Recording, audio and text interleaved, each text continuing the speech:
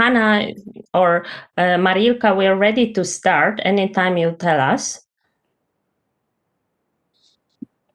Yeah, it's Alexandra on Mr. L'Orange account who gonna stream it on YouTube. So she should let us know when to start, I think. Yeah, she's starting it now.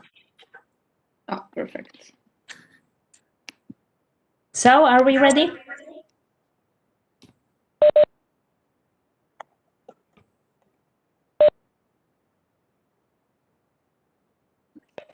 Yeah, we're on the YouTube page now, so we can start. Thank you. All right.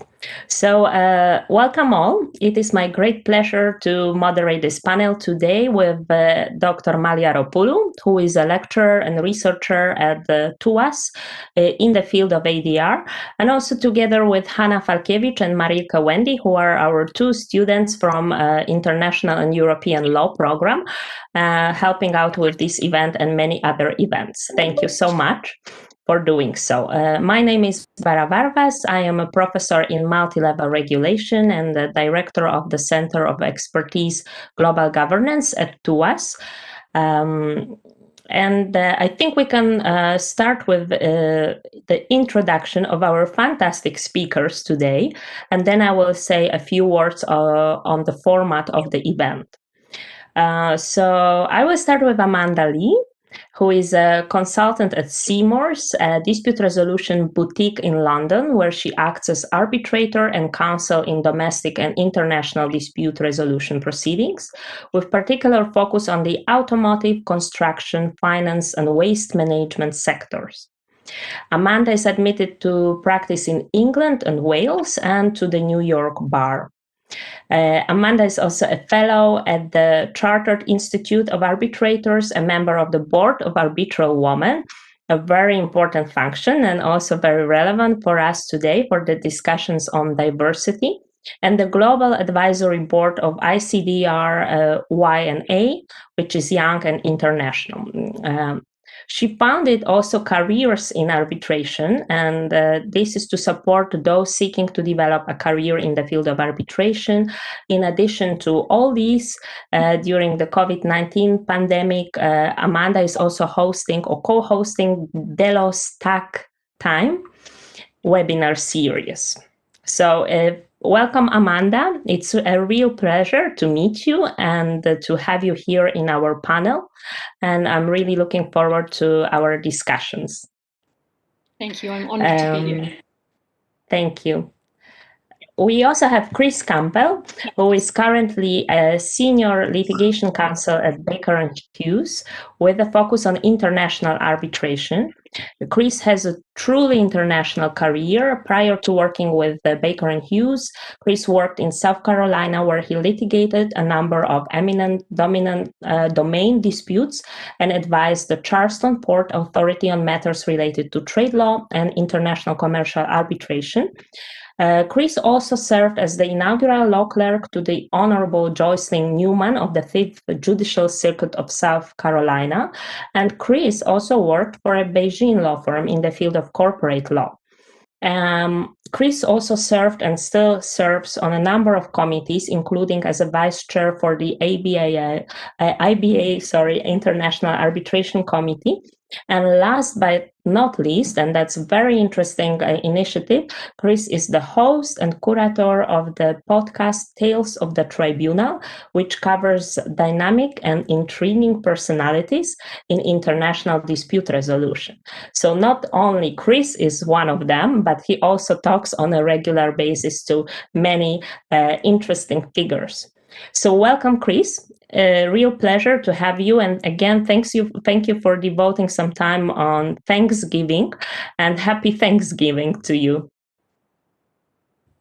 We also have Amanda Kemshaw, who is a lecturer in skills and private law at TUAS. Amanda joined the program in September, if I'm correct, this academic year. And I think it was quite some career change for Amanda. Before joining TUAS, Amanda has been for over 20 years a dancer, a police crime analyst, and an international lawyer and advisor. Amanda spent 16 years in private practice. This involved also 7 years as International Arbitration Counsel at De Brouw here in Amsterdam. And here she is with us. Welcome, Amanda. Very nice to meet you again. And I'm really looking forward to learning from you today with our students. Very happy to be here. Thanks, Barbara. And we also have Zuzanna Cieplinska, who is our law program alumna. Zuzanna is currently undertaking LLM in international arbitration at Stockholm University. Zuzanna is also former intern at Australian Centre for International Commercial Arbitration and Australian Disputes Centre, and a former trainee at the Embassy of the Republic of Poland. Zuzanna spent a year in Beijing, which probably connects her with Chris, where she successfully finished master courses at Beijing Foreign Studies University in Chinese law. And Zuzanna is a laureate of a number of international competitions and moot courts. Thank you very much, Zuzanna, for being here with us today. It's a great pleasure to see you again. And we're looking forward to you sharing your experiences as law alumna with our students. Thank you so much for invitation. I'm really glad to be here today and tell the students about my experiences. Thank you. Fantastic. So before I move to the format of the event, I thought that it would also make sense if I tell you, our distinguished speakers, a little bit about our students and what is happening in the field of ADR here at TUAS. So let me just start very briefly by mentioning that our research group on multi-level regulation and the Center of Expertise is having a number of research projects through which we want to increase inclusiveness of contemporary regulation through ADR. So that's a very broad approach, but we really see ADR, especially negotiation, mediation, and also to some extent arbitration, as great tools through which we can actually increase diversity and social inclusion in contemporary regulatory work. On top of that, we have a great pool of researcher students who do a lot of projects on ADR. And Hannah, you see her on the screen. She's among them. So our students are really active in the field of ADR. They developed their own website. They developed their own podcast series where they actually also talk with practitioners in ADR. They also collect information on careers and internships in the field of arbitration or ADR, and they do many other things such as blog posts, for example. So we just started 1.5 years ago with these student-driven projects, and we're growing very fast. And I hope that students will be also able to tell you a little bit more about this. And last but not least, today we have a number of students joining us for this panel. So we have year 1 and year 2 students, those who only joined the law program, but also those more advanced. So we have a very diverse group, those who already know quite a bit of ADR, those who are undertaking a minor in ADR now, where we are teaching with Artemis right now, and those who do not know much about this field. So they are here to learn from you, and I hope that we can inspire many young individuals today to take their career path in ADR field. So I really am looking forward to giving the floor to you. So I will just kick off with my first question. So also to let you know about the format, we plan to spend the first hour on questions from myself and Artemis, and then the second hour will be devoted solely for the Q&A session, where students will be invited to ask you questions through live chat or directly. So feel free to do this, dear students. We are here for you today, and we really would like to answer as many questions as you may have. All right. So to the business. Question 1. I would like to kick off this discussion with a very general question. Why arbitration?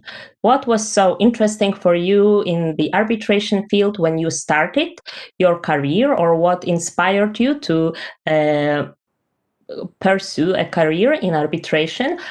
Perhaps it was an informed decision, but perhaps it was also a coincidence. So we would really like to hear a little bit what triggered you to start working in the arbitration field, and what exactly now you think of this choice. Is it were your expectations met with what you're doing at the moment? Are you satisfied, or do you think that field is missing something with the view on your original expectations when you were starting?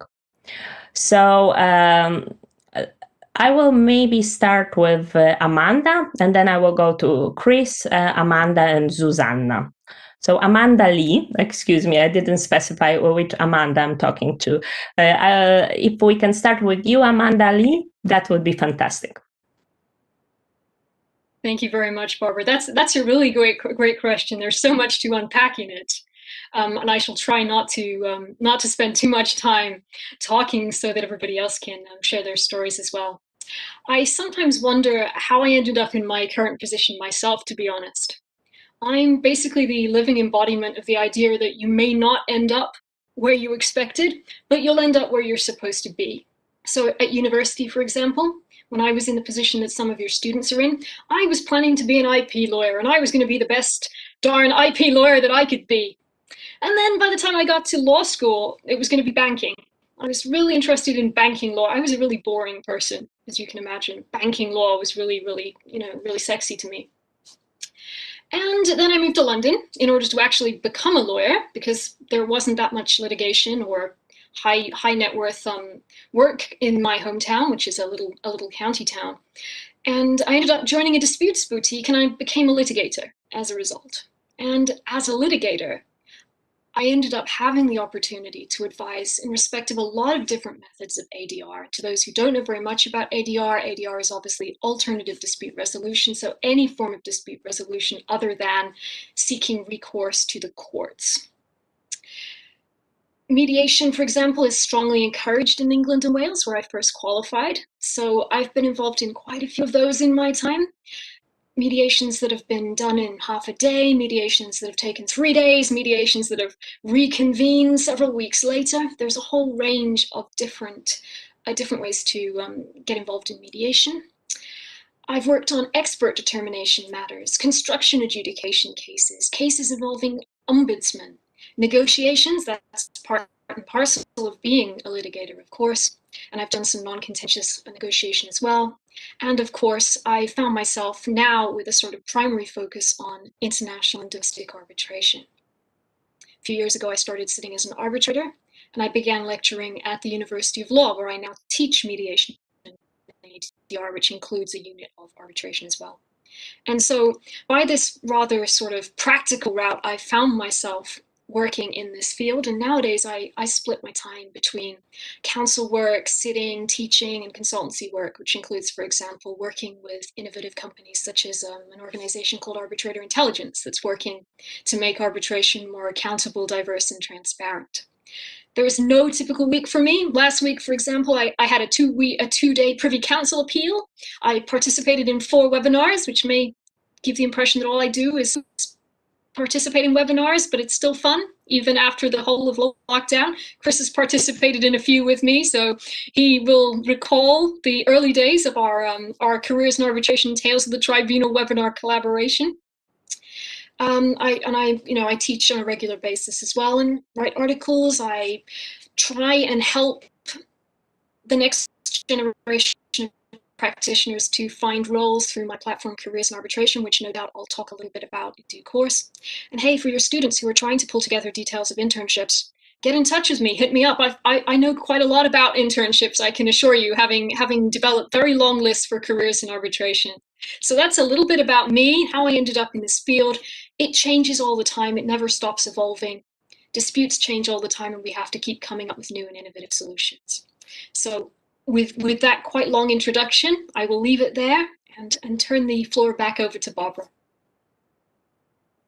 Thank you very much, Amanda. So just a follow-up question about expectations that you could have had or maybe had regarding the field. You of course mentioned that this is a very quickly developing field, and we have also new mechanisms. So from arbitration, we start using more mediation in combination with arbitration, and so on and so forth. So regarding your expectations, are you do you regret your choices, or are you happy to be in the field still?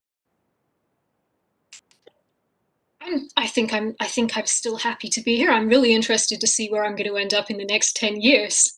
It really is a fascinating field to be in. The benefits, of course, of going into a field such as arbitration are that you're never going to get bored, because ultimately a lot of arbitration counsel end up sitting, they end up teaching, they end up becoming academics. So there's always something new to work on. And all of your related disciplines make you a better arbitrator, a better academic, a better counsel. So it's a sort of a field that keeps on giving, and it's also a wonderful community. The international arbitration community is a very supportive community. We tend to know each other quite well. There's a lot of players on the scene. You get to know people, you build professional relationships that last a lifetime. So it is definitely a career that requires an investment of time, it requires an investment of energy, requires an investment of enthusiasm and dedication. But I'm happy to be where I am now, and I'm intrigued to see where the next chapter will take me. We're also happy that you are there in the field, and you are also a great example of how to take things in your own hands. If something doesn't exist and if you want to change the field, you are there to do this on your own. So thank you very much for those initiatives that we will also touch upon later on. And now I am moving to Chris, and I also am very curious to know, Chris, how was it with you? How did you get inspired by arbitration? And why? Well, thank you for that. And, I find myself with now the arduous task of trying to follow that great introduction from Mandy. So, forgive me for if I'm not able to reach that standard. To begin answering your question, Barbara, we actually have to take time travel a bit to Irmo, South Carolina, where I am from, just outside of Columbia, where the University of South Carolina is held. That's where I did my first degree, which was actually in business. I knew a couple of things when I left Irmo, which is a one railroad town. If you go there, there's quite literally a railroad through the middle, and that is all that you will see, that and a lake. But I knew that I wanted to study business, and I, from high school, knew that I wanted to go to law school, but I didn't know exactly how I was going to marry those two things together. So I go to business school, learn all these, things about reading charts and doing case studies and all of those types of things, and decided that's what sparked my interest in China. So, at this point, I finished college and know that I want to do something that's international, whatever that means, that I want to do something that's related to business and something that has a legal element to it. I applied to law school, get in, survived the first year. And for those of you that aren't familiar with the American legal law school education system, there is not a terrible amount of education on dispute resolution outside of traditional courtroom litigation. People see Law and Order or Suits and they're like, hey, that's it. I want to be Harvey Specter. Okay. And that's kind of the impression that a lot of law students will have. Well, as we all know, there's a whole universe, a whole lexicon of ways in which dispute resolution works outside of, your domestic courtrooms. And so I went and did a Maymester at the end of my first year that ended up at the Gray's Inn of Court in London, where we studied there for about 2 months. And we had, English and American comparative law, but then also a little course called International Commercial Dispute Resolution.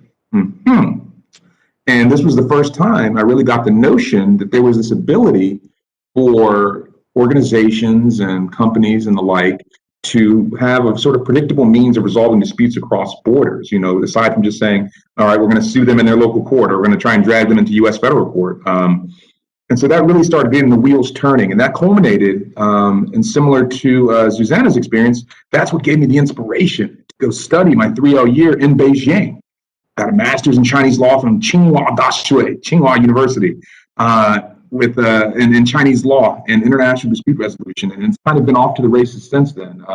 Competed in the Beast Move during that time, and it kind of just continued to build on itself. And there was this sort of guiding North Star of, okay, at the core of every mediation and arbitration in the commercial sense, we're talking about a business dispute of some kind. That's something that makes sense to me from my first degree and my interest, starting a business and solving a business issue. And we're going to take a legal mechanism of some kind and use that as our tool, as our procedure, as our method of resolving the business dispute. And oftentimes, if you can resolve this thing first, you can often obfuscate or go around the legal procedure itself.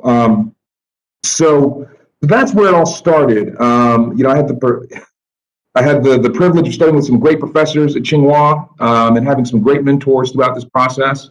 Started writing in the field, and it's kind of just taken off from there. And I think, sort of echoing some of the things that Mandy talked about is, as I started to make my own path in international dispute resolution, I kind of felt this sort of not even tension, but just sort of the frustration in that, I felt like I was facing headwinds, so to speak, and trying to find exactly where I wanted to be, what I wanted to do.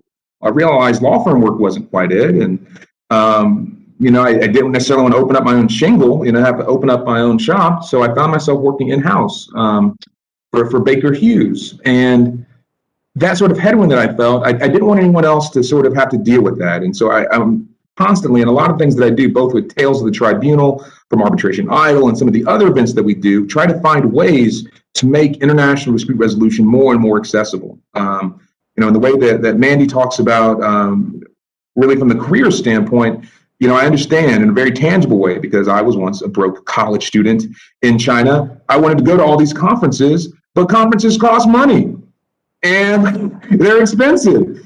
And, it's, you may not say, hey, you can't come to this conference. But if you say to students, hey, yeah, you can come, but you got to pay $1,000 or $400, I mean, that's effectively the same thing. So, that is sort of a nutshell of, how I kind of discovered my interest in international dispute resolution, and sort of how I've sort of decided to build my brand and my reputation in the field. And now, folks may not, know exactly what we do at Baker Hughes and what we do in that capacity, but at least they probably heard a commercial or a snippet of my podcast, and I hope that will continue to make international dispute resolution more accessible to anyone that wants to find a space here. Sounds fantastic, really. ADR for the 99%, that's our motto. We really want this to be more accessible for students. Unfortunately, I believe it's still a little bit within the periphery of curricula too. And if it is within curricula, it's mostly within law curricula, whereas we can really take and learn a lot from mediation and negotiation also in other areas and fields of studies. But that's great to know. And Chris, very briefly, also would like to follow up. Do you think that now, due to the pandemic and all the where we can all participate in so many different conferences, and students also have many opportunities to follow online events, do you think that this horrible thing that we are experiencing now can actually have some positive impact on the field when it comes to accessibility? Yes. I agree. That's a very big question, of course, but yeah. Yes, I think this is a fantastic opportunity, even though in these unfortunate times that we find ourselves in. I think there are two things that go with that. And briefly stated, it's a unique opportunity to really sort of create your own brand and create your own value here in this case where we can't be in the same room. Whether it's, starting a webinar series, a podcast, you don't have to even do something as ambitious as that. You can just start writing little insights or little small articles on your LinkedIn. There are tons of organizations across the globe that would love for people to submit things to them. There are all sorts of ways that you can get involved. But the second part of that, and what I want everyone to take away from this, is that you also have to be careful to not overcommit, to not overextend. Because we're in a situation where there is literally an event at almost every hour of the day, and there are tons of projects that you can be involved in, it's very easy to sort of commit to everything, and then you realize you've got a ton of deadlines plus whatever it is you're responsible for your day job or for classes, and you don't want to burn yourself out. So yes, there's a ton of opportunity, and you should absolutely go for it, look for what's missing in the field and create it. And two, be careful and don't do too much. Thanks a lot, Chris. Now I'm moving to Amanda Kemshaw. Maybe you could tell us now how you ended up in international arbitration or international dispute resolution field. Absolutely, thank you. And being third, very tough acts to follow, Chris and Amanda, but I will do my best. In terms of my background, similar to Chris, you have to sort of step back in time. 20 years ago, seems like a very long time ago, but when I graduated from my undergraduate degree, which was in criminology and contemporary dance. And I wanted to be a dancer, a dancing lawyer, as it turns out. And I danced professionally after I graduated from university. And then I ended up going and working at the Calgary Police Service in Canada as a tactical crime analyst. And while I was doing my CSI stuff at the police department, I worked on a first-degree murder trial and worked with the Crown prosecutor and really got into sort of the legal elements and thought, I can do this job. I should go to law school so I can do this. And so I applied to law school, ended up getting in. And when I went to law school, I was going to be a prosecutor, criminal law all the way, rah, criminal law. And I got into law school and I took everything. I wanted to learn everything. So I took tax law, business law, criminal law. And I ended up getting wooed by one of the largest law firms in Canada, which is a commercial litigation practice. And they convinced me by saying, oh, come for the summer as an intern and try it out. I know you want to do criminal law, but, just come. And to sweeten the deal, you can do an internship somewhere else as well, and we'll pay you as if you were working for us. And I ended up going to Australia and working at a legal aid clinic for underprivileged youth for half my summer. And the other part of the summer, I was in Toronto working for Tories, which ended up being the law firm that I worked at. So I ended up going away from criminal law into the commercial litigation field. And ADR, we were very lucky in my law school. We had a mediation course that you could take as an elective, which I took. We had restorative justice classes and also trial practice classes. So I sort of was getting into it right from the very start in law school. And when I got into practice, I ended up working on two very large cases, one for 3 years and one for 5. The first one was traveling all across Canada, negotiating with a team of lawyers for one of the largest cases in Canadian history, which was the Indian residential schools class action. And I was a second-year associate, and I was literally in every province of Canada with a team of lawyers, and I was one of the lead negotiators. So trial by fire, learning on the job, really getting into the negotiation tactics and working on a settlement of that very huge case. And the other one that I did for 5 years was a case that went to negotiation, mediation, arbitration process, where the mediator was also going to be the arbitrator, so a med-arb process. And I did, I think, over 50 mediations. So really got my feet wet in the ADR field in the first 5 years, so 6 years of practice. And then also did a number of NAFTA arbitrations and that type of a thing, cross-border work between Canada and the US. And then things went sideways because I fell in love with a Dutchman and flew over to Europe.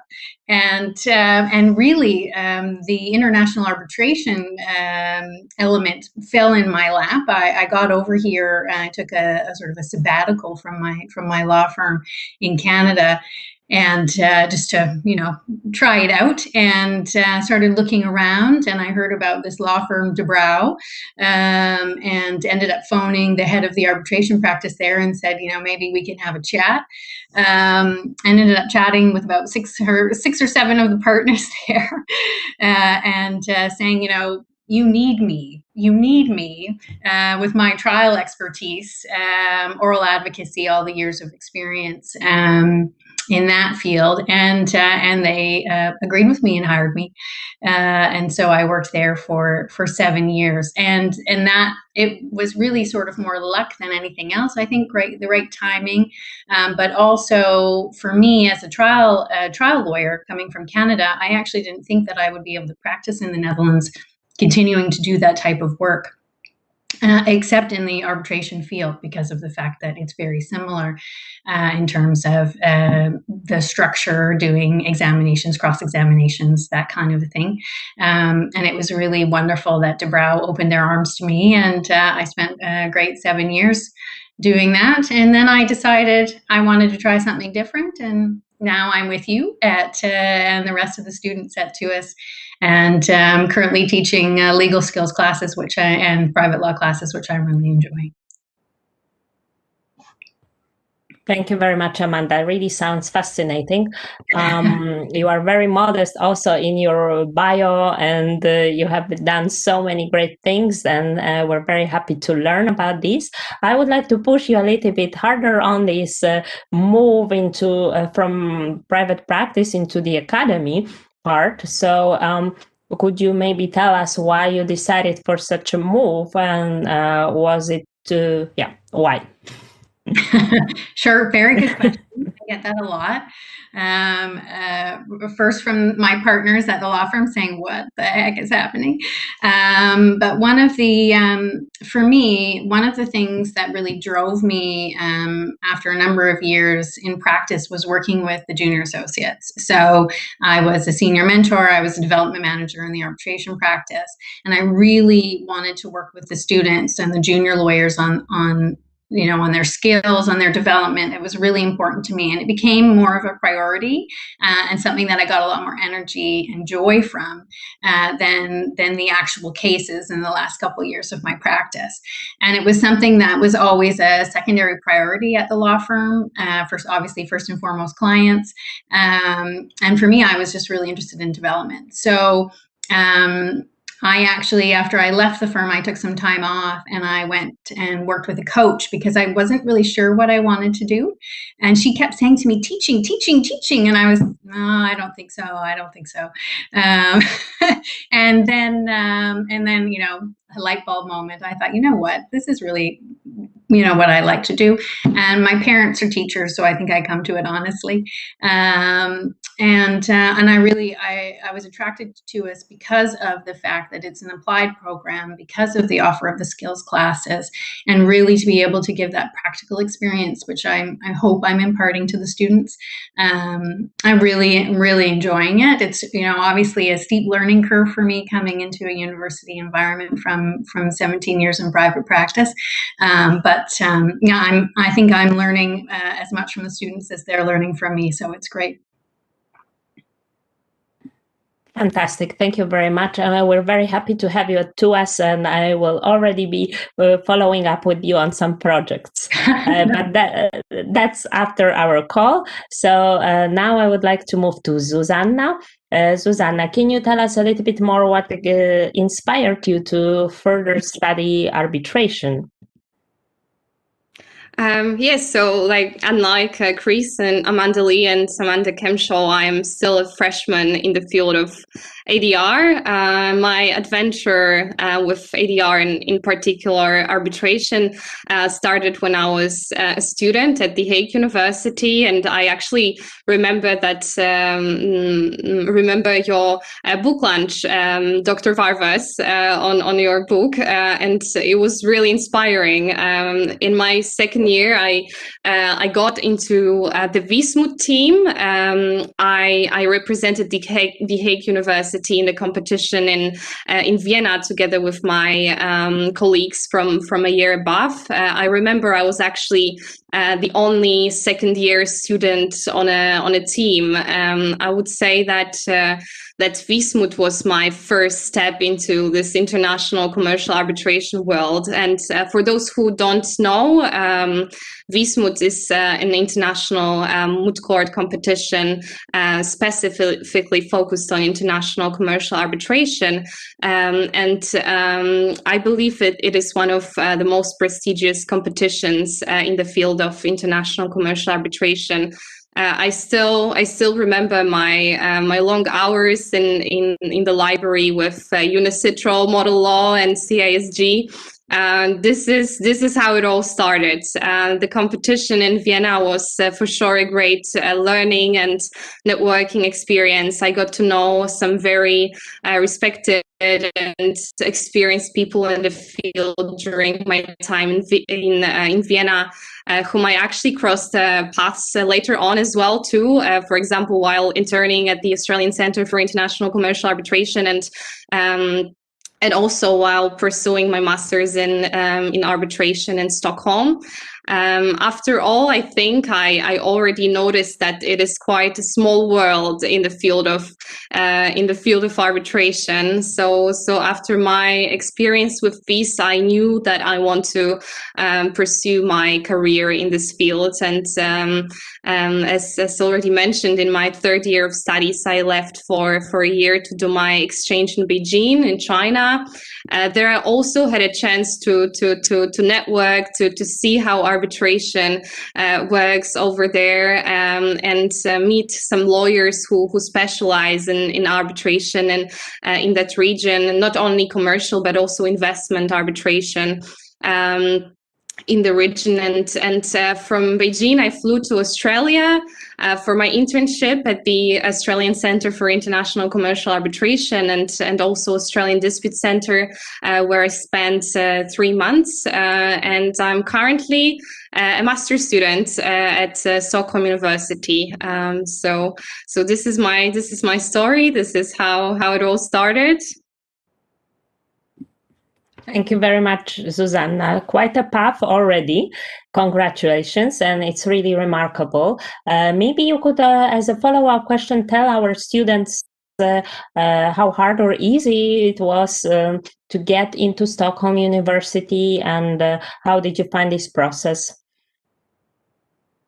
So I remember that I already had to apply around January. The application process is quite fast there in comparison to some other universities.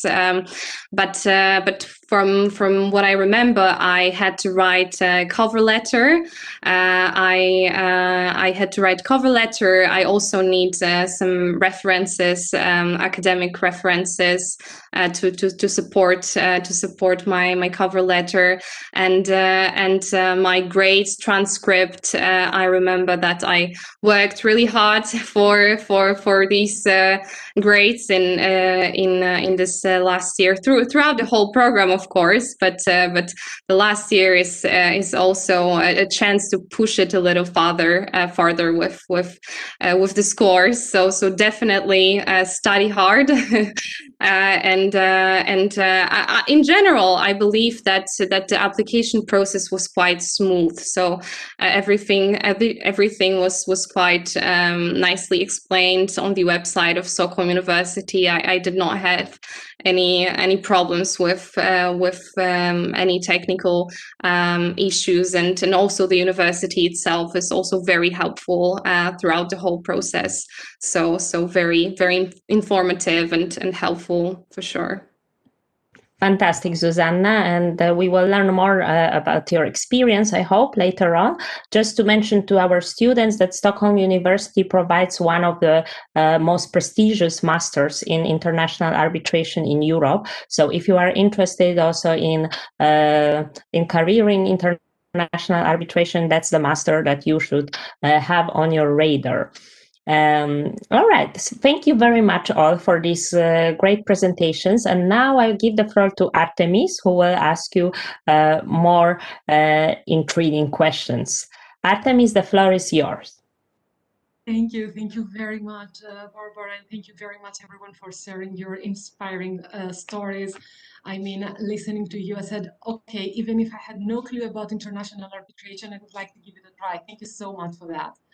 I think I will continue with a more specific question about international arbitration. So if you had a magic wand and could improve one thing in international arbitration, I mean, what it would be? Based on your practice and your research on this field, what is currently the most the most important, the most topical puzzle issue that you identify, and how would you respond to it? And I think I will start with Mandy. Mandy, how would you use your magic wand? If you want to have a magic wand, I hope the magic wand is going to reach me very soon, because there are definitely things that I want to use it to try and improve within the field. The example I'm going to give is an aspect of our practice that I've spoken about a little bit before during lockdown, and it's one of the biggest challenges that our field presently faces. And Chris has touched on it a little bit by explaining that it's really expensive to attend conferences in the field. So as a profession, as a field, we need to do more to address socioeconomic barriers to those talented individuals across the globe who want to enter our field.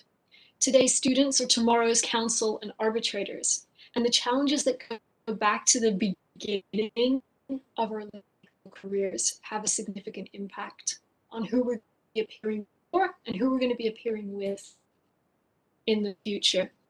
So if I had a magic wand, then I would use it to encourage law firms, institutions, and others who employ those seeking to enter the field to think a little bit more carefully about what they're offering. We place a very heavy premium as a profession on things like unpaid internships or poorly paid internships, and that's a big barrier to entry for a number of candidates. We also place a premium on LLMs. So I would use my magic wand to try and make it easier for people who may not have socioeconomic advantages to enter the field. I'm conscious I may have been having some slight connection problems, so I'm not sure how much of that you heard. I heard you very well. Thank you very much for sharing your perspectives and for highlighting such an important issue. Amanda, would you like to share your views and tell us what would you do with this superpower if you had? What would you like to change in the international arbitration field? Well, I think what I would like to touch on, I think, is a little bit about diversity, and it's something that at least in my practice, what I pushed a lot for in terms of as a practitioner and appointments of arbitrators is pushing for more women arbitrators, equal representation, which is obviously a movement that has been going on for a number of years, but something that was still, at least in my practice, very slow to catch on.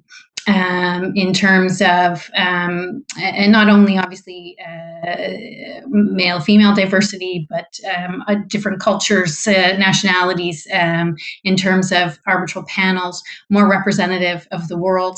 I mean, if I had that magic wand and I could wave it, that's definitely an area that I would tackle, which I think is so necessary in an international environment that it's reflective, that arbitral panels and bodies are representative of the world in general. So that's what I would do. Thank you very much, Amanda. Chris, would you like to share with us your views about the main issue that you identified, that it's a real problem in international arbitration, and what do you think we can all do to deal with it? Sure. Well, the two Amandas have spoken on the things that probably take up a large amount of real estate in my mind, so I won't mention those again beyond to just say I echo those sentiments exactly, especially as it goes to ethnic and cultural diversity. And, you know, we consider how diverse and how vast the world is and how many different regions there are and how many different client needs there are. And we don't need to have, you know, and I say this as an American, you know, we don't need to have the same American firms over and over again. We don't need to have the same European firms in areas where local counsel might even be better served serving the client. So I would say that is at the outset. I think the two other things that I would mention are first, a little bit more, I don't know, ambition or willingness to be a bit more progressive in an already really conservative field that is law, and then especially international arbitration. There are many tactics as it goes to business development, imparting information, just organizing information that are commonplace in a lot of different fields that we just don't see in law because it's too edgy and it's too dangerous. But even things like, explaining how international commercial arbitration works. I mean, if you Google that, you might see, a couple of articles from a law firm, and they might have an infographic, and that might be it. But, if you wanted to do that same sort of idea with understanding, let's say, finance or something like that, there's probably some sleek videos that are put together, or there are people that really explain it, put it on a very basic level for you. And I think if we think about the broader issue of making it so that students and new entrants into the field can understand what the heck international commercial arbitration is and what does international dispute resolution mean, I think the first step is really organizing that information well. So a lot of the things that I advocate for and that I suggest and encourage people to create are those types of things that just say, okay, what is one really narrow thing of international arbitration, and how can you make that more plain and more clear, less opaque? Number one. Number two is kind of an offshoot of both I think what all of us have been talking today, and that is sort of investing in those coming behind us. I think one of the things that it takes to make a name for yourself in international arbitration, to be where you want to be, is having that helping hand up. And I think most of us at some point have had someone like that. I know I certainly have. And if you don't have that, it's almost virtually impossible to do. And I think that we as people in the field have to continue to own that and to encourage our peers to be involved in that process too, because there's tons of folks that want to be involved, and it's not like there's a shortage of things to do in the field. So let's bridge that gap and help folks get to be involved if they want to be. Thank you very much for your inspiring observations. Thank you so much for that. Now I would like to turn to Susanna. Susanna, you decided at a very early stage to specialize in international arbitration. So during your studies and your research in this field, what is the main thing that you would like to improve in international arbitration? Well, I think that I will refer to actually the current problem with the pandemic. I am studying at the moment remotely and participating in all my seminars and other activities online. And I actually have just finished the mock arbitration. It was a really amazing experience, even though it did not look like it always does. It still was a great success. And actually, mock arbitration is one of the most exciting parts of the program, I would say. Students are supervised by three big law firms. I was actually under the supervision of Baker McKenzie lawyers. I was representing claimants in the proceedings. So we were representing a Swedish company against a Russian oil company, and the arbitration was conducted in accordance with the SEC rules. So these were actually really intense 3 weeks for me, weeks of drafting submissions, briefs, preparing for oral hearings, for cross-examinations.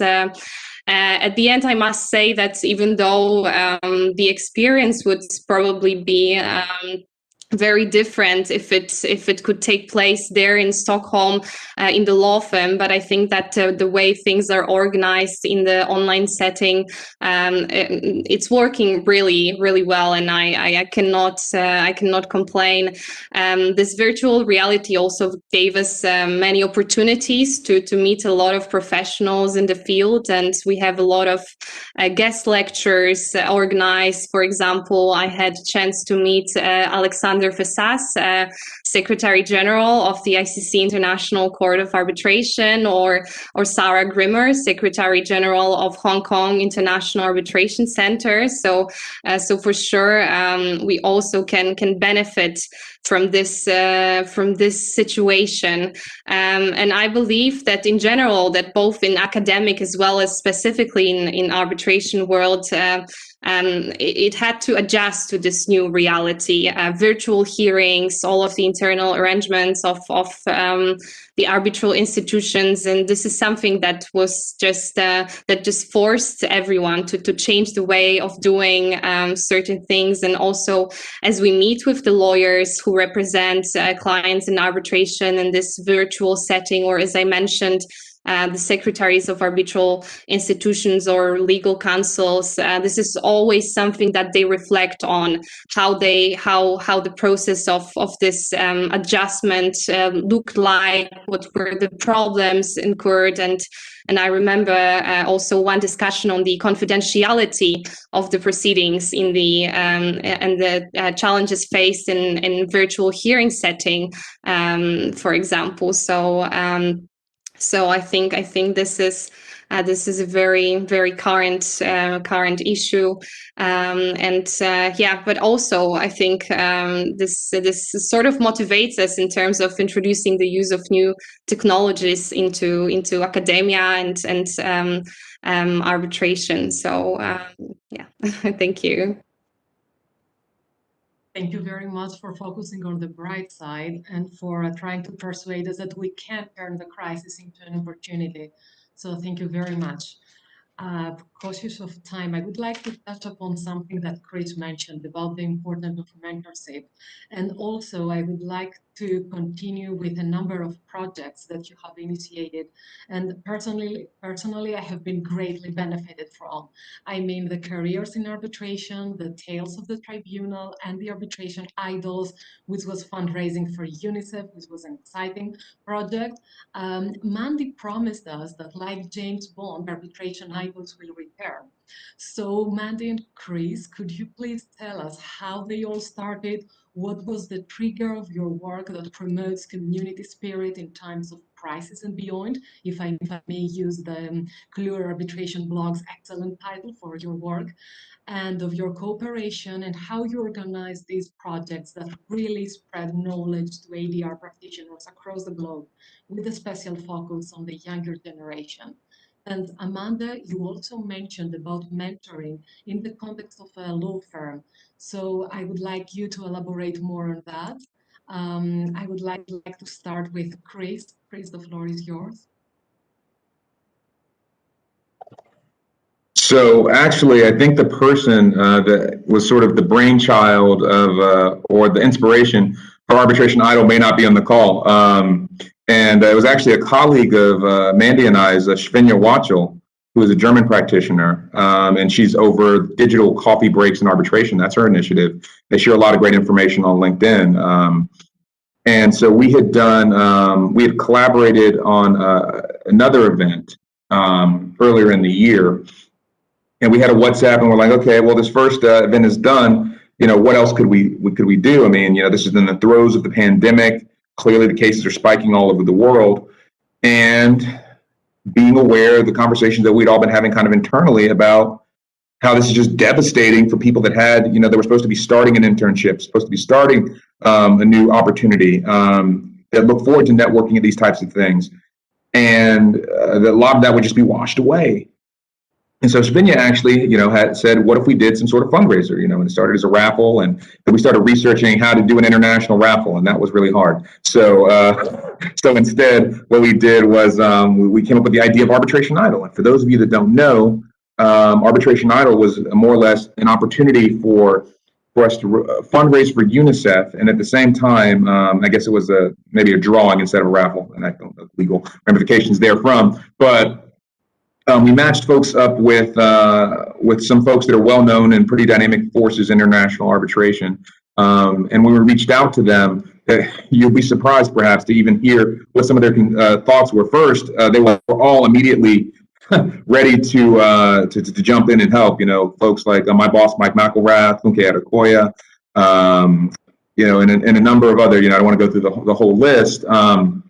But the second thought, and you know, this came from multiple of the idols, was that you know, and I think she wouldn't mind me saying it because she's spoken on it. But Lucy Reed shared that you know, we don't want to be held up as idols.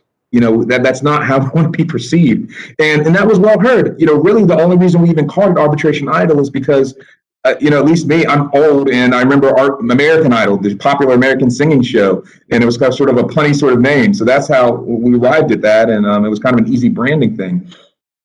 But now that that's done, and now that we're sort of slowly finding ourselves in a situation where we can imagine life post-COVID, we want to do something perhaps even bigger in terms of fundraising or being able to give back to the community. And while we haven't fully developed the idea what exactly we want to be, so I won't put anything hard out there yet. What we've talked about is how can we use the sort of positive energy and momentum around Arbitration Idol to perhaps provide opportunities for folks to be able to sort of mitigate things that Mandy and I have been talking about today, in terms of the cost of an unpaid internship or the cost of a conference, because those are still very real issues, and those issues will be long lasting without there being some solution there too.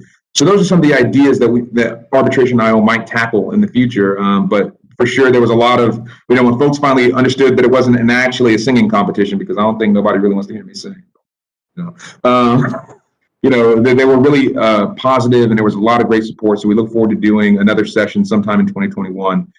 And I'll let Mandy fill in the gaps that I may have left and carry from there. I really want to hear you sing, Chris. I've got to say that. Well. Thank you. Thank you very much. We need to do this.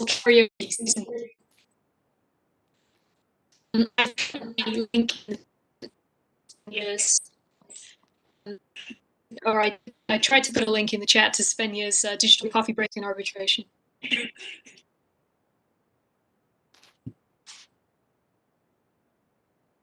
Thank you very much, Chris, for this. And I really love this idea of the link between arbitration and social issues, because sometimes we forget what really matters in life, and we think that international arbitration is all about a group of people who have very prestigious jobs and clients, and they don't care about what is going on around them. So thank you very much for bringing this link up to the surface. Could you also please tell us a bit more about Tales of the Tribunal and this exciting project of yours? Sure, I'm happy to do that, and I'll even put my Tales of the Tribunal voice on. So Tales of the Tribunal is my podcast that I do. It's been going on now for 2 years. We're heading into season 3, and quite literally, it is conversations with people from all over the world that are involved in international dispute resolution. Now, the interesting take, or our sort of unique sort of secret sauce, so to speak, is that oftentimes you listen to a legal podcast or show, or especially pre-COVID times, when you would tune in, they would say, all right, well, Article 3 of the CISG says, and it would just read, very mundane sort of points of law. And so I wanted to do away with that. I wanted to say, okay, that's cool. People could probably Google a lot of that. What's really interesting is getting to know the people behind sort of their public personas. How did they get to be where they are? And that goes back to one of the things that I mentioned in sort of my opening statements, of showing people that it's not some sort of magic or mystical sort of pill or formula that has to be done. It really is sort of very human and real experiences. And I think from the folks like, we had Sarah Grimmer was on the show as well, Dana McGrath, the president of Arbitral Women, Catherine Rogers, a bunch of folks we have had on the show, and you get to just see a very plain look at them. Meg Kinnear did an episode this year as well. And so that has been a really great opportunity to have some very casual conversations and to start to build a community around that sort of initiative. We kind of split off into Disputes Digest at the end of season 2, which is sort of a weekly summary of what's going on of the news in international arbitration, dispute resolution, as well as opportunities and events as well, calls for papers and the like, and webinars, because there are so many that I kind of try and sort of boil them down into a few minutes of conversation. So we are continuing to expand and grow, and we have all sorts of new exciting things that might drop before the end of the year. So you stay tuned. We are looking forward to. Thank you, Chris. Thank you. Mandy, please accept my apologies. I think I interrupted you before. There was a problem with the internet connection. I didn't realize you were speaking, so I'm terribly sorry for that. please, you have the floor. I want to hear your views about careers in arbitration and the arbitration idols. Thank you. Thank you very much, Artemis. It's always good to cut me off when I'm making bad jokes. So whatever the excuse, it was definitely a good moment to cut me off, and I may have started singing as well. You never know. I think Chris has given us a fantastic summary of Arbitration Idol. It was a pleasure to be part of the initiative. I'm really looking forward to what's going to come next. I'm very excited to keep working with Chris and Svenja, and stay tuned. As we've said, like James Bond, Arbitration Idol will return. As for careers in arbitration, I spend a lot of time mentoring young practitioners and aspiring practitioners, and I found that a number of the same questions are coming up again and again. Where do I find an internship? How do I write a really good writing sample? What do I put in my resume? How come person X seems to know about internships and I don't know anything about them? What is the secret source of information that person X has? Why am I being left out in the cold? And so I founded Careers in Arbitration to try and help those wishing to enter the field, wherever they're based in the world, to access opportunities. And opportunities are not just limited to internships, of course. They are jobs, internships, committee roles, publishing opportunities, events, speaking opportunities, training courses, anything and everything that relates to the practice of arbitration. And it's an all-inclusive website, an all-inclusive platform. It's not just about the high-profile firms. It's about people who want to work in compliance with an arbitration edge. It's about people who want to do expert work that has an arbitration edge. There's lots of ways to work in arbitration other than being counsel, and we've talked about some of them today, and Careers in Arbitration tries to capture them. Now, my platform is primarily available via LinkedIn. There will be a website in due course. At the moment, it is restricted to some rather nice waves that you can watch on the screen. If you go to careersinarbitration.com, it's very relaxing. We're doing our bit to make people relax during this stressful time. The LinkedIn platform now has 26,500 followers. And during the pandemic, I've been using it to basically offer what I've called an arbitration fix to anyone looking for inspiration and for learning opportunities. So we publicized under the hashtag arbitration fix. If you're feeling bored, there's a whole load of keynotes from very distinguished people in the field. So just put that hashtag into LinkedIn. You can check all of those out. As a community platform, we have followers from across the world who reach out to me to share their content and to share jobs. I hope it's useful for everybody who's seeking to develop a career in the field. Tell me how I can improve it, and I'll be really interested to hear from you. But please do take advantage of it. And in the future, we've got great things to come. I've got a number of new projects in the pipeline. I'm not going to announce them today because whenever I announce a project, I then fail to deliver it for another 9 months. So I'm not going to announce anything today, but there's going to be some exciting opportunities coming up in due course. So thank you for the question, Artemis. Thank you very much, and I'm looking forward to your jokes. It's a pity that I didn't have the chance to listen to it, but if it is something in relation to singing and dancing, it's a pity that we cannot meet all in person, and then, the session would be fantastic. I could learn so many more from you, but we need to wait until the pandemic is over and we don't have these dark clouds above us. For that. So thank you very much. I also benefited a lot from careers in arbitration, and this is the first link that we sent to the students of the minor when we started the minor. So it's a one-stop shop for everything related to arbitration. And the second one, Tales of the Tribunal. So thank you very much both for that. Amanda, could you please share your views from your experience about mentoring in the context of a law firm? How easy it is? Is it possible? Because sometimes we have this idea that the structure is very hierarchical and there is no really mentorship when people are so stressed in the context of a big law firm dealing with international disputes. Sure, Artemis. I definitely can. It's something that was such a huge part of my practice. I think it all started with my first law firm that was so invested in mentorship. When I arrived, from the very first day I arrived as a student, as an intern student, I had a junior mentor and a senior mentor. So a junior mentor was someone who was only a couple years senior to me, who I could ask all my stupid questions that I didn't feel comfortable asking a senior person. And then I also had a senior mentor. It was so popular that there was also a Mentorship of the Year award every year, and the lawyers were quite competitive in terms of, because it was always a really great prize. And so I was raised up that way, I guess I would say, in terms of providing, getting the support, and then providing the support. I became a junior mentor very early on, and then I became a senior mentor, and it's something that's carried over with me. And I've worked at 3 law firms, 3 very large law firms, and 2 in Canada and 1 in the Netherlands.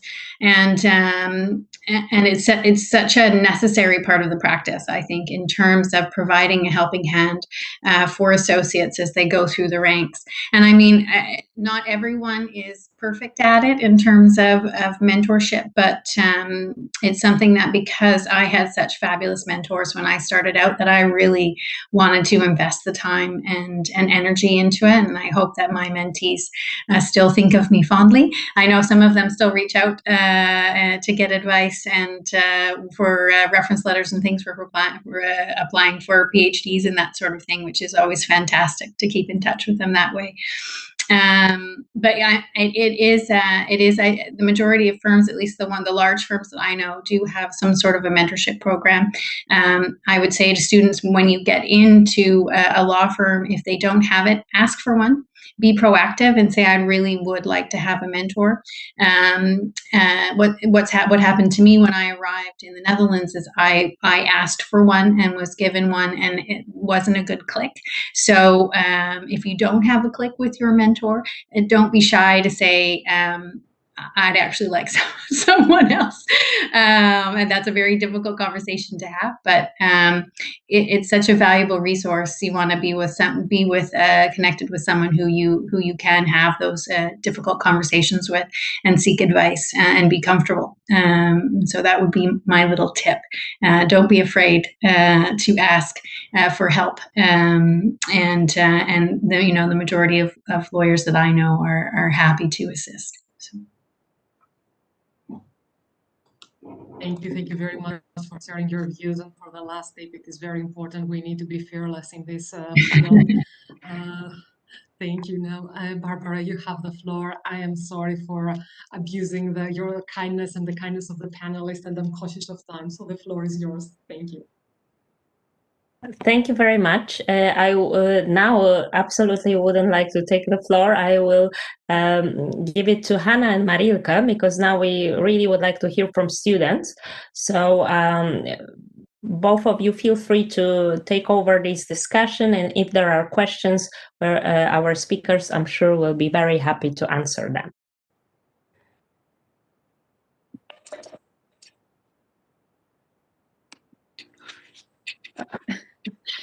Okay, thank you very much. So if anyone who's watching has any questions, please go ahead, and you can text them or you can unmute yourself. And firstly, we have 2 questions that are pretty similar from YouTube stream. What is your advice for students wishing to pursue a career in the field of ADR, but not in the commercial field?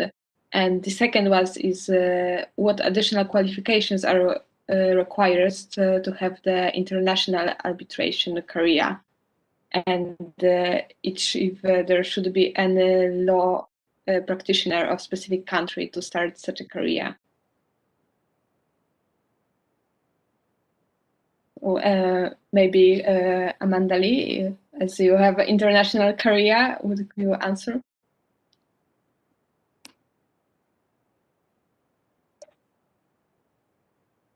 I guess my perception of what additional qualifications might be required is possibly slightly different to that of others. I don't have an LLM. It's not unusual in the UK not to have an LLM and to be a lawyer. A lot of people who practice in this field internationally do have LLMs.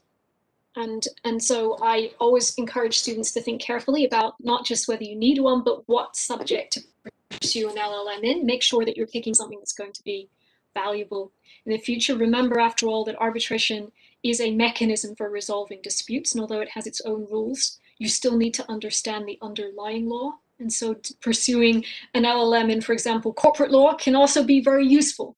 It's all about trying to distinguish yourself and bring something of value to the field.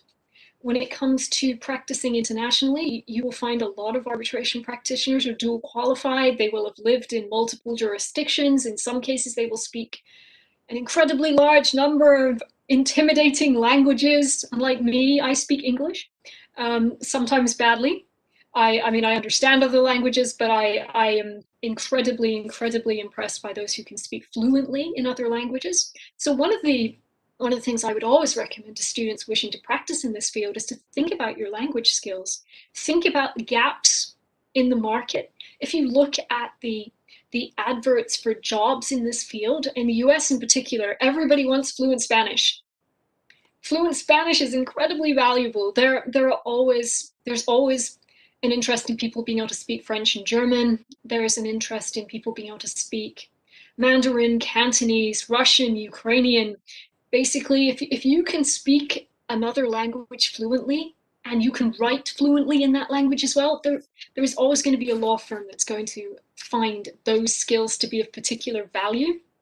So when it comes to an international career, it's obviously very different to practicing domestically, because when the world is not as it is now, you will find you spend a lot of your time in airport lounges. So you need to be flexible, you need to be open to those opportunities, and you need to develop a degree of cultural sensitivity as well. Every culture has its own business practices, and so cultural awareness is something that's very, very, very important when it comes to cross-border practice. So I definitely recommend focusing on developing your language skills, developing your knowledge of arbitration as a discipline, but not necessarily excluding the development of other aspects of legal practice as well. Don't micro-focus on arbitration too early in your career. I suspect that I haven't covered all three of the questions, Hannah, but perhaps somebody else might be able to pick up where I've left off, as it were. Thank you very much. I would like to ask something to Susanna. Since you're doing an LLM right now at Stockholm specifically, what made you choose Stockholm, and did you look at any other universities, and what kind of masters were you looking into before you actually took this one?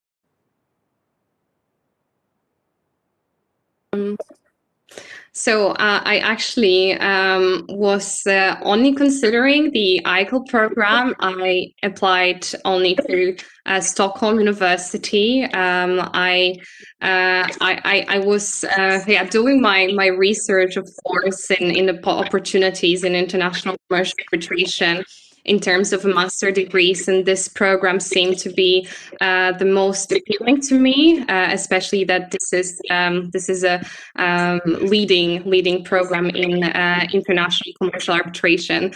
So I definitely was very sure that I want to pursue my masters over there in Stockholm.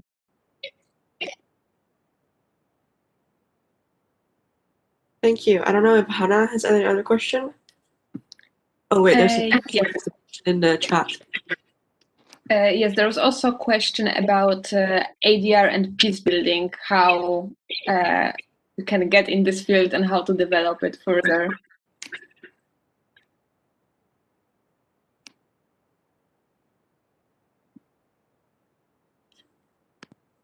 Which one was that? Sorry, there was about ADR and peace building. I don't know who would like to answer this one. Is that the one from Alexander Wiest? I don't take this with a grain of salt. I don't have any specific knowledge as to that, but I'm happy to give some conjecture. So first, something that a few of the speakers today have mentioned is the visumut. While the visa moot in itself tends to be commercial arbitration, one of the really great aspects of doing the moot is the membership in the Moot Alumni Association.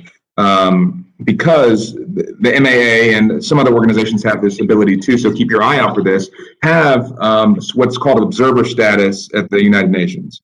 And they get invited to observe on certain topics across the range of international arbitration. So that's a good opportunity to see how that process sort of works and start making sort of some of those relationships.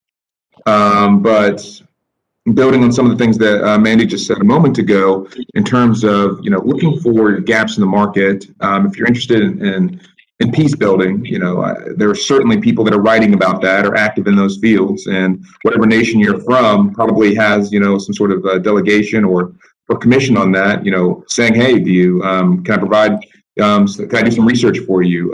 Just reaching out to them, cold sometimes works, or providing some writings, even very short, into the space. The international law journals, the Journal of Transnational Dispute Management, all those types of places are good ways to sort of start building a little bit of rapport around your name, and you can use it to that effect. But since I haven't done that in particular, I'm not exactly sure. But those are just some sort of general comments. I can weigh in on the original question in terms of what you need to do to start in the practice, at least from a large law firm perspective, because I've done recruitment in law firms for 16 years, so I know I've interviewed a heck of a lot of students and hired a lot of students to become lawyers, and I can tell you from a perspective of a junior coming in that there isn't anything specific except for the fact that you have to have, at least in the large law firms, the starting point is very good marks. So transcripts are the starting point. So you get, say we get 150 applications. The first thing we do before actually looking at any of the CVs is we look at the transcripts. There's a level that you need to reach. Anyone that doesn't reach that level, those resumes are put aside, and then we have our starting point. Then we start looking at your background and what you've done, and your cover letters, what you have to say about why you're interested. But I mean, in terms of students coming in to become junior associates, we like, at least from a law firm perspective, a wide range of interests. So it's not necessarily, when I'm interviewing, I'm not necessarily hiring only for the international arbitration practice. I'm hiring for the firm as a whole, because what's going to happen when you come in is you're going to have to do rotations, at least from a large law firm standpoint. So you're not going to get to stay in arbitration the whole time. It may be your first choice, and you'll get to do a rotation in arbitration, but you're also going to have to do a rotation in another area of the law firm. At De Brouw, you have a 3-year program as a junior lawyer. You spend 1.5 years in one department and 1.5 years in another department, and then at the end of those 3 years, there's a discussion about where you'll sit in terms of where you'll be placed for a permanent contract. So, I mean, having that background certainly helps in terms of your interest in international arbitration, but it isn't a barrier. I'd say focus on getting great marks, and start getting to know people. If you're interested in a particular place, cold calling, as Chris said, call people, ask them to go for a coffee or have a chat, get to know them a little bit so they know you. So there's a face to the name on the resumes. And also something that you can add in your cover letter that I had a conversation with Amanda Kemshaw. If you made the firm sound so wonderful, I can't think of wanting to work anywhere but there. A little flattery always helps. But it is in terms of a starting point. There isn't any particular area of study that is a stronger candidate, makes a stronger candidate or not, at least from the standpoint of all of the years of recruiting that I've done for 3 different law firms. Thank you. And I also have a follow-up question to that, whether being a barrister is necessary for the career in ADR, which some of the international law students may be interested in, especially.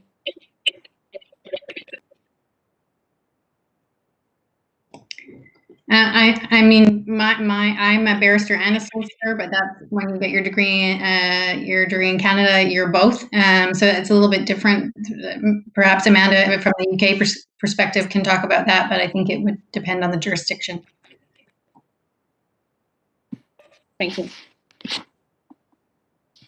Hannah, if I may just follow up on this question, because I know that from the perspective of our students who take the minor, they already come to a different jurisdiction because we have many foreign students, and they sometimes get quite disappointed that they cannot go directly into the arbitration practice because they still have to go back to their home countries or go somewhere else to qualify. So I think the question is more broad. It's about the law degree and the legal qualification. And of course, in some countries, it takes quite a few years to become a lawyer. In some, it may take less than that. But I think that I would like our students to be aware of the fact that these two things, law degree and the law qualification, is quite important in international arbitration too. Because as Amanda Lee mentioned, you really have to know the underlying law. And if you are the best in the procedure, it may not be enough. So also to avoid disappointments, I think that our students who are interested in international arbitration should think of that, and they really need to become present in some arbitration market. It can be in the Netherlands, but I think they have to be aware of that. Sorry, just 2 cents. Thank you very much for the clarification. We have also Anna Vikovic who wanted to ask the question, so please go ahead. Hi, my name is Anna Ivkovic. I first just wanted to say thank you so much for being here today. I've learned a lot already from all that you guys have said. And so my question might be a little bit more specific, but it's about like, working in the field of ADR. I am an Indonesian Serbian student here. I'm not an EU national, but I want to try to work here in Europe, not in my hometown. So I wanted to ask, maybe from your experiences, how do law firms usually react when they are when people are applying and they are not a national? Would you say that they prefer nationals over, international people? Do they prefer like people who can speak the language? Would you say that this is something that is very important besides all the legal qualifications that you need for applying? Yeah.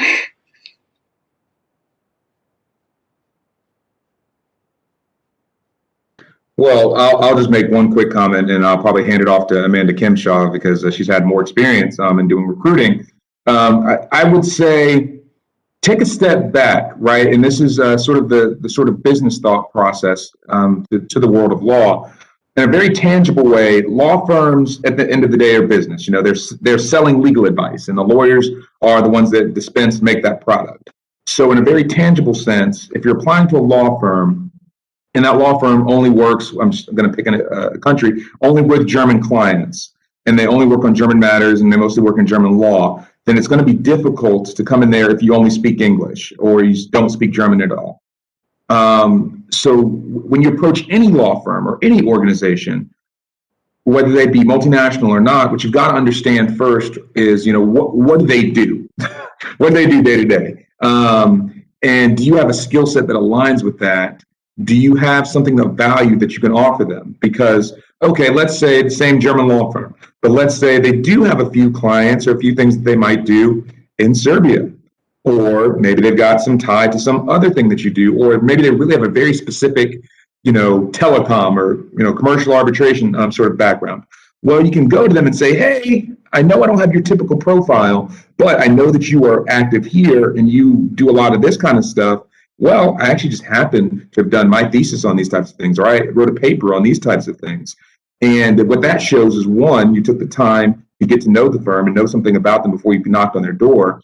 But two, that you're coming and having thought about how you can bring value to them. Because, of course, you want something from them. But more importantly, if you're putting their thoughts first and saying, hey, this is some way that I can add value to you, that's a way that you can have a productive conversation from the outset.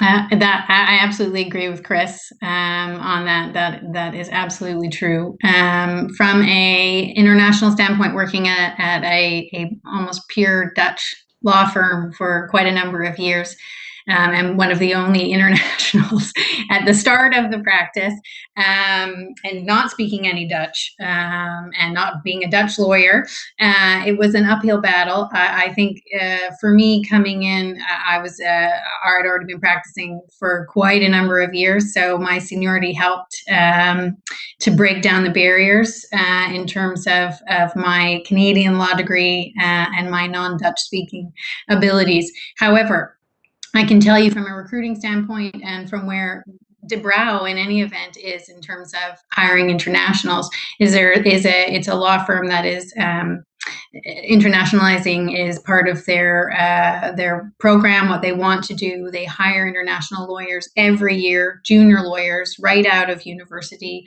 mainly from the master's programs, but not exclusively. And I've hired over the years, or helped in the hiring over the years of students from all over the world, from various different backgrounds, different law degrees. One thing that they had in common, the majority of them, is that they had done a master's in the Netherlands, and then wanted to stay. So that was the common link, but that also wasn't necessarily the case for every hire. So at least in terms of where I worked and where I was recruiting, there was no barrier for internationals coming in that were non-Dutch qualified. But I think that's also a unique, there's not going to be a lot of firms like that. I don't think there is any other firm in the Netherlands that's quite like that. So I agree with Chris in terms of really taking a look at the different places that you would be interested in finding out what they do, doing your research, and looking at whether or not you can add value and whether or not you really want to work there. So part of the process is also for you to figure out, where do I want to devote my time and where am I going to learn from? And so that's part of the process as well for you. But, it is doable. You can do it. And I look, and I can, talk to you in class about it further if you like. Thank you so much, Ms. Amanda and Mr. Chris. That really, really helps, even though it might have been kind of a stupid question, but it really helps me with thinking about it. So thank you. Not a stupid question at all. We have some questions in the chat, and I would like to invite the people who asked them to unmute their mic and ask them in person. If that's possible, that'd be fun. So we have a question from Nadim and Alexander. So if either one of you wants to speak up, you can take the floor.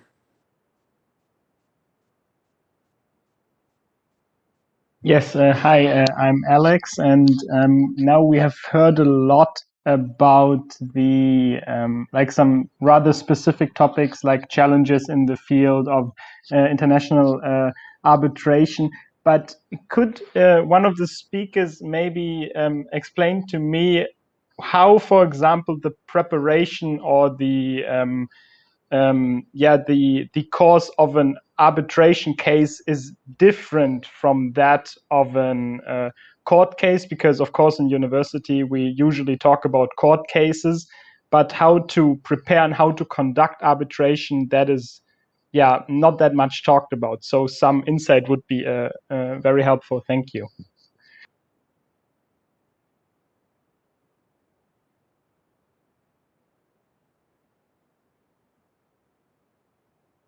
Okay, I can take that one at the outset. So the way that we do it in our company is that typically we almost always have a mediation, sort of proceeding and hearing before we go to a full-fledged arbitration. That's part of most of the agreements that we do. Typically, we do a pretty extensive fact-finding sort of exercise. They can take anywhere from 3 to 6 months before we actually decide or make the decision to go into an arbitration. Oftentimes in parallel to that, you will see a bunch of negotiations going back and forth between the parties. And eventually they're becoming sort of a point where we decide either we want to pursue someone into arbitration, or we will say that we're not going to make an offer of settlement that will be sufficient to resolve the matter. So we accept that the other side will bring an arbitration proceeding against us. From my experience in litigation, typically, and this is more in private practice, a client would show up, say, hey, here's the case that we think we have. It would be a lot more to the point, over the course of a month or two, we would do the fact finding with their assistants and reach out to them, file the case, and things are a little bit more streamlined, not necessarily faster, but, streamlined, efficient in some ways. But it really does kind of depend on the industry that you're in and the specific role. But there are elements that are the same in both. You've got to do your fact finding, you've got to understand the law, and you've got to do a sort of risk assessment before you decide to sign up for a multi-year, potentially millions of dollars size case. Thank you so much. I think I can add a couple things from what Chris said for Alex in terms of differences, and two big ones is that the parties have a lot more control over the timing of the process than you do in a court case. So there, in a court case, there are the court runs the process, and in arbitration, it's the parties that can decide. They're the ones that choose the arbitrators in most instances, or there can be a choice. Each party gets to choose one arbitrator, and then there's a third one that is appointed, at least in the arbitrations that I've done. And also the parties can control the timeline. So you have to come together and try to come up with an agreement in terms of when the stages of the arbitration will take place. So that's something that doesn't happen necessarily in the court process. Thank you for the answer.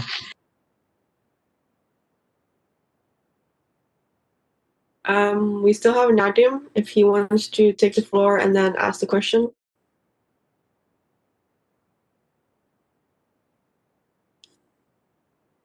Or otherwise, I'll move on to the questions that are posed on the YouTube Live. And they're both for Ms. Kemshaw.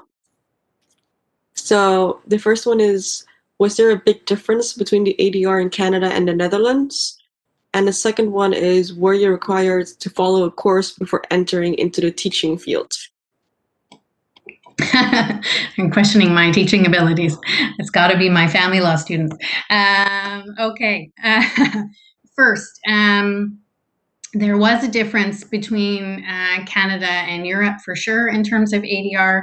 And the main one is that mediation was much more established in terms of an alternative dispute resolution mechanism than arbitration was, at least. I'm going back 20 years now, though. So this was when I was practicing, and the last time in Canada was, I think, 10 years ago. Mediations were very popular and something that was used not only in employment matters and family law matters, but also in commercial cases. That's less so in the Netherlands. In the Netherlands, you don't really see a lot of mediations used in the commercial context. I'm in the process of becoming a certified mediator in the Netherlands with a hope of changing that in terms of commercial cases. But that is the difference. Arbitration was much more popular in terms of a dispute resolution within Europe than in Canada. That's changed now. Canada's sort of jumped on the bandwagon, and there's a lot more established practitioners in the arbitration field. In terms of my teaching, having a course in order to teach, I'm required to do a teaching certification to work at the university. So, but that goes on while I'm actually teaching. So I don't have my certification at the moment.